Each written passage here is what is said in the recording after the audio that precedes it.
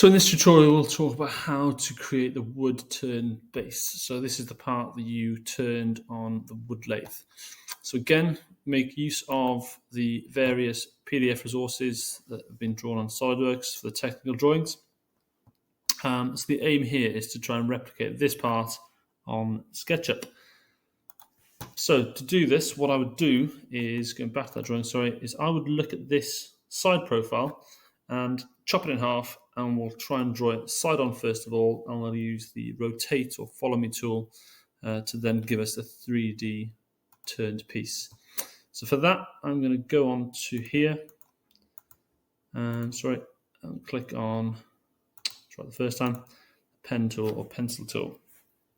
So the radius of the larger circle is 45 millimeters. So I'm going to type in 45 and enter. Again, it appears very, very small, so we do need to zoom in on that. I'm then going to come up on the blue axis, and I'm only going to come up at 6 millimeters. What I'll then do from this endpoint, again on the blue axis, I want to come up 21 millimeters. Now already I have most of what I need. I'm going to come across and on the red axis, this time 30, with the top diameter of the circle being 60 to a radius of 30. What I've then got left to do is to create the arc from between these 2 points. So a tool that we used in the previous tutorial, it's a 2-point arc, it's already selected. We'll click once, we'll click twice, and we'll go for there. So you now have a solid shape that we can use to revolve around. So what we can now do is get the circle tool. I'm going to click from 1 to 2. Now what should now happen, I'm going to delete, I'll do that later. So I'm going to, in the push-pull tool, which we've used before, but in this case we're going to use the follow me tool. Now you'll notice that when I highlight a surface, it becomes dotted. I can click on that surface and I can then rotate around the shape. I'll do that one more time. So I'm selecting the surface. And what I'm doing is telling it to follow the outer part of the circle.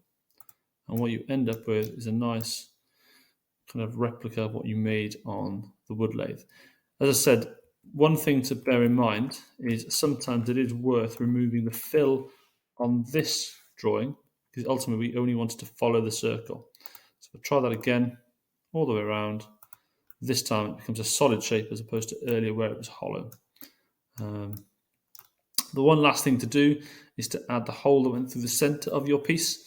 And to do that, we want to get the circle tool.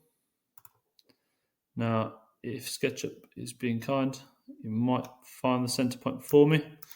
If it doesn't,